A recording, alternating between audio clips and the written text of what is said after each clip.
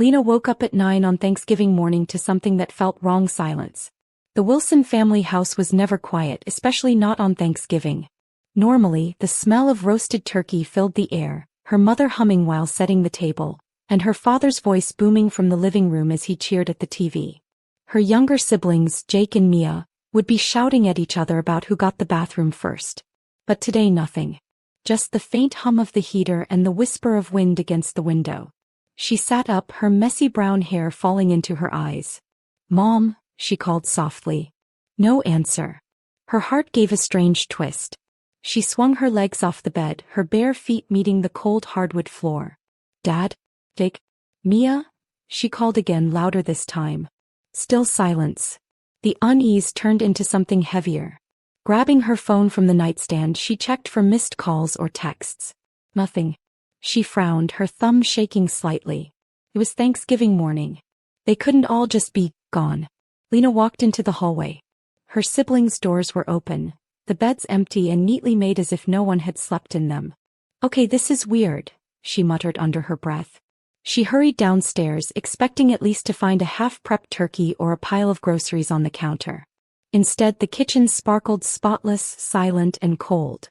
Only her coffee mug from last night sat in the sink, dried rings of coffee marking its inside. She went to the window, pulled the curtain aside, and froze. The driveway was empty. Her father's SUV, her mother's sedan, Jake's beat-up Jeep, all gone. Even the 7-seater she had filled with gas yesterday for their planned drive to Uncle Rob's house was missing. Her stomach clenched. "Maybe they went out for cranberries," she whispered, trying to convince herself. But deep down she knew it wasn't that simple. The house didn't feel like they'd stepped out. It felt abandoned. Lena's hands trembled as she scrolled through her contacts. That was when she noticed something strange: her parents' numbers were gone. So were Jake's, Mia's, and even Uncle Rob's. "What the hell?" she whispered. Then she remembered. Last night, Jake had borrowed her phone. "Hey sis, can I check the game score real quick?" "My phone's dead," he'd said with that innocent grin. She'd handed it over without a thought. Now her contacts were gone. "Unbelievable," she muttered. Still, she knew Uncle Rob's number by heart. She tapped it in and hit call. After 3 rings, his voice came through, calm and cheerful. "Hello. Uncle Rob, it's Lena." "Where is everyone?" she asked quickly. A long pause. "Oh, Lena. You're still home." His tone shifted. Something wasn't right. In the background she could hear the sound of waves, laughter, and, was that a ukulele? Her chest tightened. "Where are you?" she asked slowly. "Your parents wanted a surprise. They all flew to Maui last night. For the holiday." Lena gripped the counter so hard her knuckles turned white. "All of them," she said, her voice trembling. "Yeah," Uncle Rob replied uneasily. "They figured you were busy with work and didn't want you to worry about the expense." "The expense?" Lena repeated, her voice low. "You mean the expense of the trip I unknowingly paid for?" Before he could respond, another voice cut in faintly from the background. "Uncle Rob, are you talking to her? I thought the plan was to just leave her home." It was Mia. Her little sister's voice, sharp and annoyed. Uncle Rob made a shushing sound, but it was too late. Lena had heard it all. She ended the call and stood there, staring at nothing. The kitchen that once felt warm now seemed frozen in place. Her gaze landed on the calendar hanging by the fridge, today's date circled with cheerful handwriting. Thanksgiving at Uncle Rob's. Below it, a list of chores she had completed. Clean the guest bathroom, gas the SUV, pick up wine. Every detail hit her like a stone. This wasn't a mistake. This was betrayal. Lena waited for the tears, for the breakdown she expected to come. But it didn't. Instead, something else took over: clarity. 6 years of paying most of the mortgage. 6 years of funding this 5-bedroom house that wasn't even in her name. 6 years of being the responsible one. Her mind snapped everything into focus. She whispered to the empty room, "They left me but left everything in my name." Her reflection in the dark microwave door looked strange, steady, calm. "Okay," she murmured, reaching for her laptop. "You wanted a vacation? Let's talk about expenses." She opened a drawer and pulled out a thick folder: 6 years' worth of receipts, bank transfers, and utility bills, all under her name. Her voice grew firm. "When they come back, they'll understand what responsibility really costs. The house was so quiet that even the sound of Lena's breathing felt loud. She walked back to her room and pulled open the drawer of her nightstand, revealing a stack of old pay stubs and receipts. Each paper was a reminder of how much she had given quietly, constantly, without thanks. 6 years, she whispered. 6 whole years. She grabbed her phone again and opened the calculator app. $2,000 times 72 months, she said under her breath as her thumbs tapped the screen. That's $144,000. The number stared back at her like a cruel joke. $144,000 gone, poured into a mortgage that wasn't hers. She laughed once, short, bitter, humorless. And I didn't even get a turkey dinner. Her eyes hardened. Not anymore, she said softly, almost a vow. No more being the responsible one. No more being invisible. She spent the next hour walking through every room of the house, her footsteps echoing through the silence. The walls that once held family photos and laughter now felt like a museum of bad memories. This place never loved me, she muttered. In the living room, the massive flat-screen TV hung on the wall, a birthday gift from her to her parents 2 years ago. In the kitchen, the shiny espresso machine gleamed on the counter, the one Jake used every morning but never cleaned. Her jaw clenched. Mine, she said quietly, touching the fridge. Mine, she whispered at the washer and dryer. Every item she named made her calmer, more focused. When her phone buzzed, she glanced at it automatically, but it wasn't her family. It was a text from her boss. Happy Thanksgiving, Lena. Don't work too hard today. She stared at the message, then smiled faintly. Don't worry, she whispered. I'm just getting started. That night, Lena sat at the kitchen table with her laptop open. The glow of the screen lit her face in pale blue light. She searched for local moving companies. Most were closed for the holiday weekend, but one company, Reliable Movers, 24/7 emergency service, caught her eye. She dialed the number.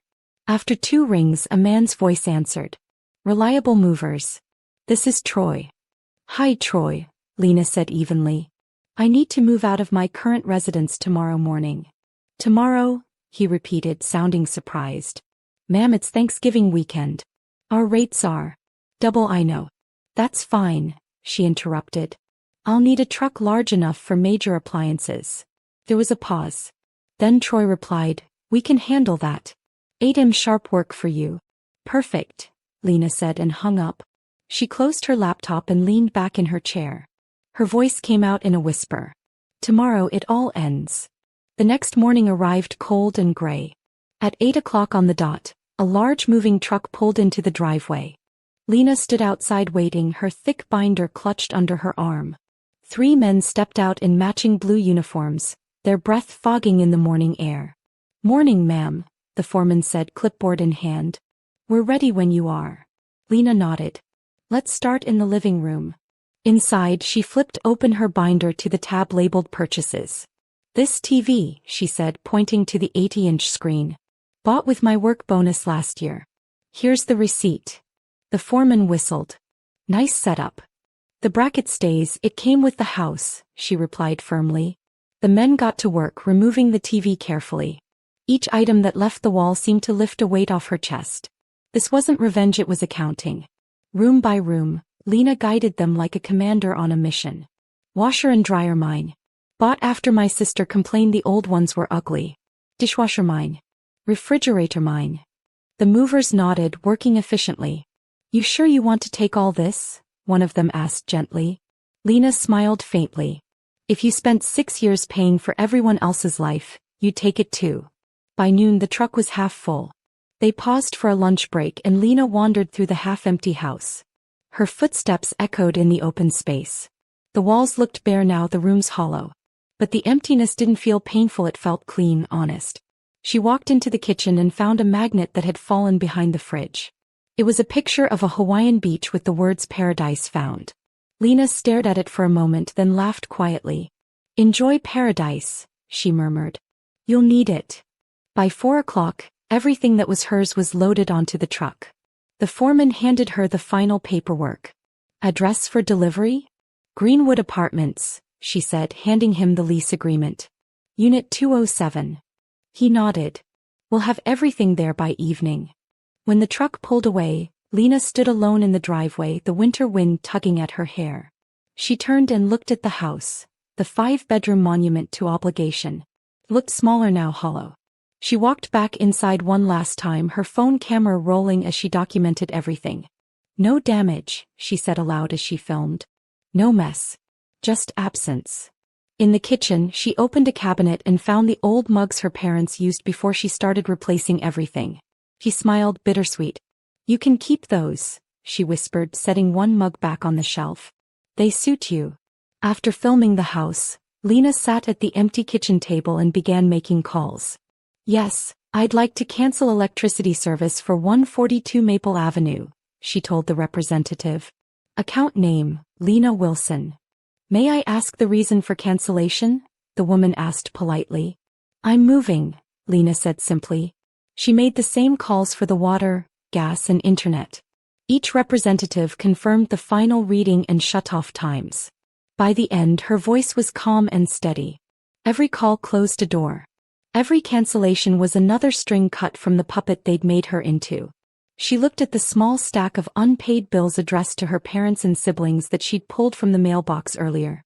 Slowly, she placed them on the kitchen counter beside the house keys. Good luck paying for your own life, she murmured. Then she walked out. The next morning, Lena woke up in her new apartment. It was small, 1 room, 1 window, 1 key. But it was hers. She unpacked her essentials. A kettle, a blanket, her binder, her laptop. The silence here felt different. Peaceful. At noon, she received a notification on her phone. Ring doorbell. Motion detected. She'd forgotten she still had access to the camera at her parents' house. Out of curiosity, she opened the app. There they were, her family dragging suitcases up the porch steps. Her mother carried a pineapple souvenir. Her father wore sunglasses and a wide smile. Mia and Jake trailed behind in matching aloha shirts. Lena took a slow sip of her coffee, her lips curling into a faint smile. Showtime, she whispered. Her father's voice came through the camera. The lights aren't working. Then her mother's frantic reply, Did you forget to pay the bill? Lena laughed softly. Welcome home. The scene unfolding on her phone was better than any movie. Where's the TV? Jake's voice shouted. Where's my espresso machine? Someone broke in, her mother screamed. Call the police. Her father's voice boomed. No one could move all this without a truck. Unless, Mia said hesitantly, she took it. She. Brenda's voice shook. You mean Lena? Lena sipped her coffee and whispered, bingo. She watched as Jake checked the Ring app on his phone. His expression changed instantly, shock then disbelief. Oh my God, he muttered. She really did take everything. Her father leaned over his shoulder, his face turning red. She can't do that. This is our house. Lena closed the app, set her phone down and smiled to herself. Not anymore. An hour later, Lena's phone started buzzing. Calls, messages, notifications stacking one after another. He ignored them all. When she finally glanced at the screen, there were 52 missed calls. Then the doorbell rang. Her building's receptionist buzzed through the intercom. Miss Wilson? 2 police officers are here to see you. They say your family is with them. Lena took a deep breath, steadying herself. Let the officers come up, she said calmly. When the knock came, it was firm and official. 2 officers stood at her door, one young and polite, the other older and serious. Miss Wilson, the younger one began, your family claims you removed property from their home. Lena stepped aside. Come in, officers. Would you like some coffee? As they entered, their eyes widened. The 80-inch TV, the fridge, the espresso machine, all arranged neatly. Everything, she said softly, that was mine. Inside the small apartment, the officers looked around while Lena calmly placed a thick binder on the table. Before anyone says I stole anything, she said, her voice steady, I'd like you to see proof of ownership. The younger officer, whose tag read Officer Grant, stepped forward. May we? He asked. Of course, Lena replied. She opened the binder and flipped to the first section. This is the invoice for the TV. Paid in full. My name. This is the receipt for the fridge. Also my name. Washer, dryer, espresso machine, also mine. The older officer glanced at the documents and raised his eyebrows. You kept everything? For 6 years I paid for everything, Lena answered. I kept the proof because I knew one day I might need it. Down the hall she could hear her mother's voice arguing with the front desk. We're her parents. Let us in. Officer Grant closed the binder and nodded. Miss Wilson, as far as we can see, this is your property. So, I'm not in trouble? She asked, even though she already knew the answer. No, ma'am, he said. Do you want us to tell them to leave? Lena thought for a moment, then gave a small smile. Yes, please. Outside the apartment door, her parents were still talking over each other when the officers stepped out. Mr. and Mrs. Wilson, the older officer said in a firm voice, your daughter has provided documentation. Everything you claimed was stolen was purchased in her name. Her mother, Diana, looked stunned. But she lived in our house. Yes, the officer replied, and she paid most of your mortgage for 6 years. This is a civil matter. You cannot harass her here. If you refuse to leave, we can cite you for trespassing. Her father, Peter, turned red. So she can just take everything? She didn't take everything, the officer said calmly. She took what she paid for. From inside, Lena heard her mother's voice crack. Lena, sweetie, we just came back from a long trip. The house is empty. We don't have a fridge. Lena didn't open the door. She leaned against it and said loudly, now you know what it feels like to be left with nothing on a holiday. There was silence. Then footsteps. The officers escorted her family out of the building. When the hallway grew quiet again, Lena exhaled. For the first time in years, the silence belonged to her. For a while things were quiet. Her family called, texted, and sent long messages about family unity and forgiveness, but Lena ignored them. She built her new routine: work, home, long evenings in her own space. 2 weeks later she was at the grocery store picking apples when she heard someone hiss, "There she is." She turned. Jake and Mia stood by the dairy section. They looked different, tired, embarrassed, not glowing from a Hawaiian trip anymore. This isn't funny, Lena, Mia said, walking toward her. Mom cries every day. Lena put a carton of eggs in her cart. Then maybe Mom shouldn't have gone to Maui without me. Jake moved in front of her cart. Just turn the Wi-Fi back on, he said, frustration in his eyes. How am I supposed to apply for jobs? Lena stared at him. You're 28, Jake. Go to a cafe. Pay your own bills. His jaw dropped. You're really gonna do this? To your own family? She looked at both of them, her eyes calm. No, she said. I already did it. To protect myself. Then she pushed her cart past them and left them standing in the aisle. A month later, a brown envelope arrived at her apartment. Small Claims Court, notice to appear. Lena sat at her small table and read it twice. Her parents were suing her for $5,000, claiming she stole household property and caused emotional distress. She didn't cry. She didn't panic. She just reached for her binder. Good thing I kept everything, she murmured. On the day of the hearing she arrived early, dressed simply, her hair pulled back. Her parents sat across the room whispering to each other. They didn't meet her eyes. When the clerk called, Wilson versus Wilson, they all stood. The judge, an older woman with sharp glasses, looked over the file. So, she said, glancing at Lena's parents, you are claiming your daughter stole from you? Peter nodded quickly. Yes, Your Honor. He emptied our house. We came home to nothing. The judge raised an eyebrow. And you didn't think to ask why your house was full of items bought in your daughter's name? Diana opened her mouth, then closed it again. Miss Wilson, the judge said, turning to Lena, do you have any response? Lena placed the 3-inch binder on the table with a solid thump. Yes, Your Honor. Everything I took I paid for. I have receipts, bank statements, and warranty cards for every single item. I also contributed $2,000 toward their mortgage for 6 years. That's $144,000.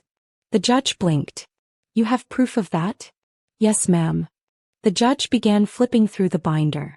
The room was silent except for the crinkling of plastic sleeves. After a few minutes, the judge looked at Lena's parents. This is extremely well documented. You're telling me your daughter paid the majority of your mortgage for 6 years. Peter shifted. Well, yes, but she lived there. The judge's expression hardened. At $2,000 a month, she was not living there. She was keeping your house.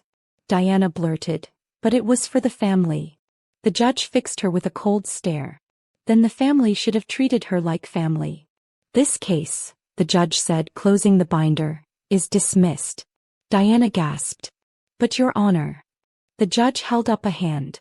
Ma'am, your daughter has proven ownership of every item. She has also proven that she supported your household far beyond what is reasonable.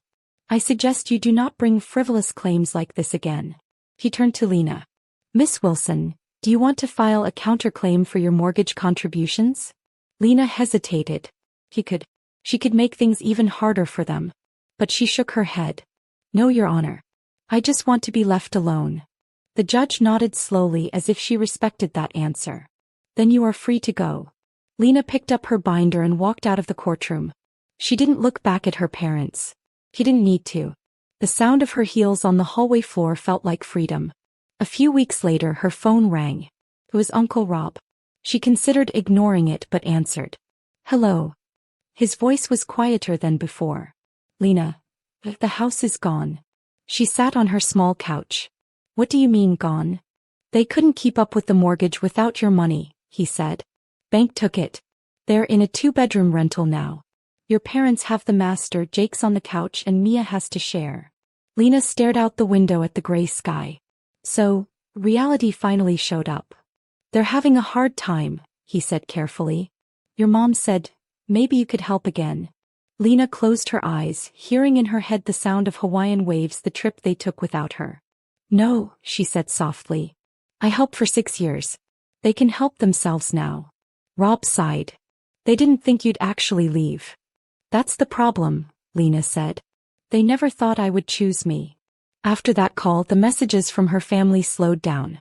Not because they forgave her, but because they were busy doing what she'd done for years. Paying bills, calling utility companies, making sacrifices. Sometimes Lena imagined them coming home to the small rental after work, grumbling about the slow internet or the old fridge. Sometimes she imagined Mia complaining, this place is too small, and Diana snapping, well, we used to have a bigger house until someone took everything.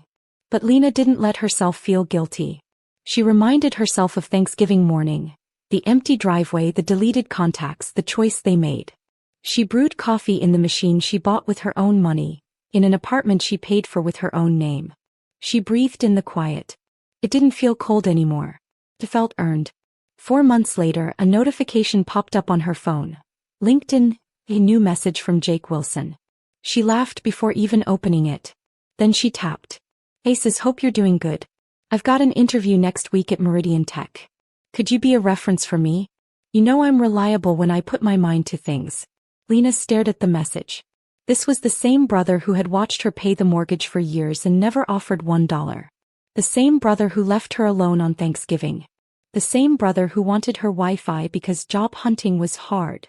She typed, then deleted. Then she hit ignore. After a second thought, she blocked him. She put her phone down and went back to watering her little plant by the window. Not every door needed to stay open. Spring arrived slowly. The sun stayed a little longer each day, and Lena found a new rhythm. She signed up for a Saturday pottery class. She started cooking small meals for herself instead of feeding 5 people. She even let herself buy nice coffee without thinking, will Jake drink it all?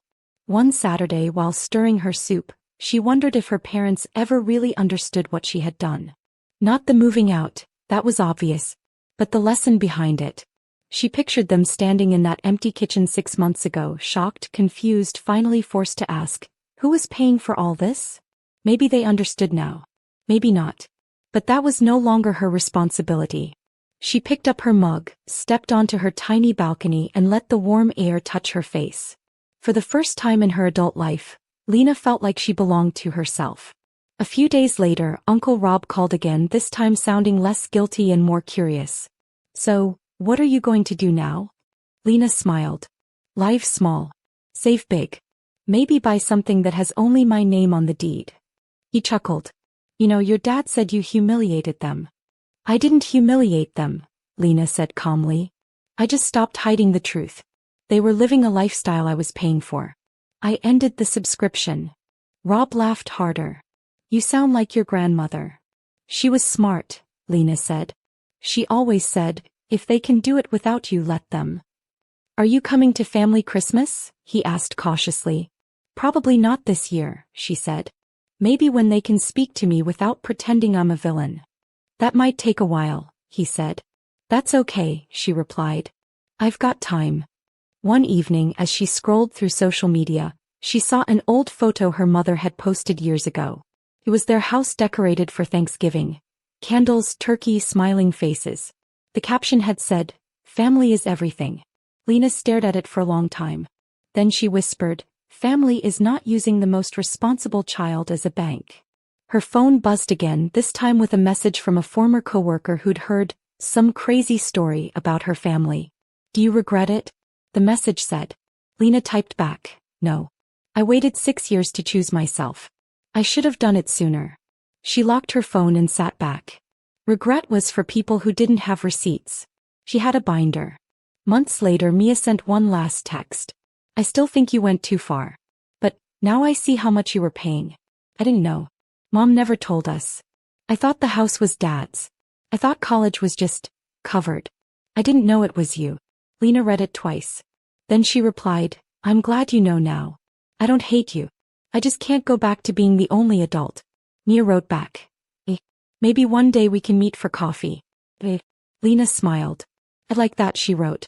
This was what she wanted. Not revenge, not punishment, but awareness. If her sister could learn, maybe the family could change. Maybe not. But one person saw the truth, and that was enough. On the 1-year mark of that Thanksgiving, Lena made herself a small dinner: roasted chicken, mashed potatoes, and a slice of pie. She sat at her tiny table, candles lit. No shouting, no rushing, no being told, "Can you cover it this month?" She raised her glass of juice to the empty room. "To silence," she said. "To proof. To walking away." Her phone buzzed with a group photo posted by one of her cousins. Her family at the small rental, sitting on mismatched chairs, eating from a folding table. Her parents looked older. Jake looked annoyed. Mia looked thoughtful. Lena didn't feel smug. She just felt peaceful. They were finally living within their means. She had finally stepped out of the role they forced her into.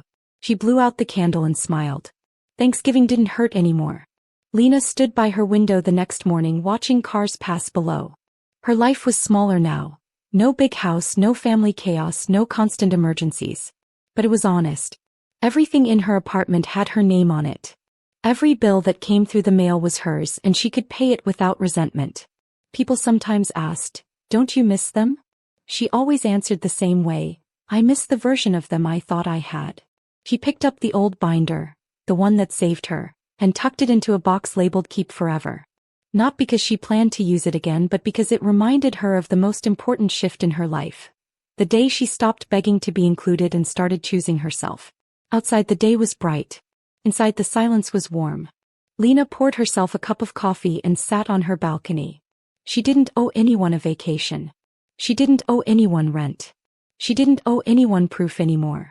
She was finally free. Moral lesson. When a family treats your generosity like a duty and your money like theirs, setting boundaries will feel cruel to them, but it is the kindest thing you can do for yourself. Give, but don't let people build a life on you and then erase you.